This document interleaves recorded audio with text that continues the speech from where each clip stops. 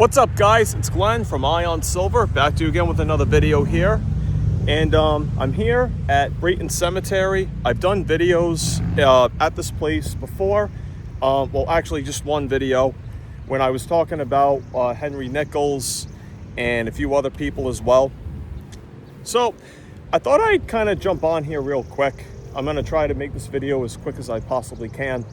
But I kind of want to talk about kind of what our heroes have sacrificed over the years. So if you haven't seen it yet, I encourage everybody to go to the movie theaters and watch that movie, Young Washington. I just saw it last night with my parents, and it is an excellent movie. And not only was it excellent, but what was also excellent was it actually got some people cheering towards the end. And last time I think I've ever heard anybody cheering that much was during Avengers Endgame. So it's very inspirational. I'm not going to spoil anything for you, but all I'm saying is I'm encouraging everybody to go check it out. But I thought I'd come here today to honor these men right here. So if you're curious, these graves right here are soldiers from the Civil War era. And yeah, really like this place because I don't know, there's something special about being here and about honoring the veterans, especially on the 250th anniversary of our country. But I've been thinking quite a lot about like our nation's history lately, and I've kind of been thinking about, you know, the Revolutionary War and things like that. And I thought I'd hop on here and kind of explain just exactly what people actually sacrificed during that time period. So there's a homestead here in Rhode Island called the Nathaniel Greene Homestead, and a lot of people don't realize this, but he was a very rich man. He owned a damn, I forgot what it was. Sorry about that. He owned a forging place, basically. He owned his own business, and he lost his family fortune fighting the war, and he died at a very young age. If you don't know who Nathaniel Greene was, he was George Washington's second in command during the war. George Washington lost a lot of the moments that he could have had with his wife. He left for the war, which lasted 6 years, and he only returned to Mount Vernon one time to see his wife. Benjamin Franklin lost the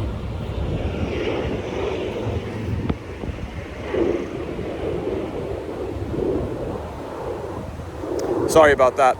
But yeah, Benjamin Franklin, he lost the relationship that he had with his only son, William Franklin. And also too, one thing I actually told a woman at the Nathaniel Greene Homestead years ago when I used to do tours there is there was a moment where the enlistments of all the soldiers ran out and they were basically fighting for free. So when it comes to sacrifices that our founding fathers made, I don't know if we actually really stop and really consider what exactly it was that our founding fathers actually sacrificed for this great nation of ours, where we have the right to bear arms, where we have freedom of speech, freedom of the press. And like as I've been studying history for pretty much most of my life, and I know like there's a lot of lessons that you can learn with history. But one of the things I think that I've learned is to never take things for granted. Never take our country for granted. Don't take people for granted. And also to really learn from the sacrifices made by so many other people as well. Because I definitely know it's definitely moved me. I know it's definitely moved a lot of other people. And so I encourage everybody to study your history. Study your nation's history. Study where your founding fathers came from. Study just who they were. And one last thing I'd like to close this video in. The cemetery that I'm currently in, one of the things that my mother once said is that eventually we're all going to end up like this. We're all going to end up in graves. And over time, people are going to tend to forget who we were. let's not do that. Let's remember who our people were. Let's remember who the people in the cemetery were, because especially these veterans that are right behind me, because these were people, but they were people who had feelings. They were people who had hopes, dreams, and a whole bunch of other things as well. There's actually not just Civil War veterans buried in the cemetery. There's veterans from every war, including the Revolutionary War. I might make a video about him at some point. But this video is to encourage everybody to celebrate this day. I want to celebrate this day. Think about what it is, what makes this country so great, and also to learn everything that we possibly can about our founding fathers and also the people who helped build this country. So I'm gonna end this. I'm gonna end this video right now.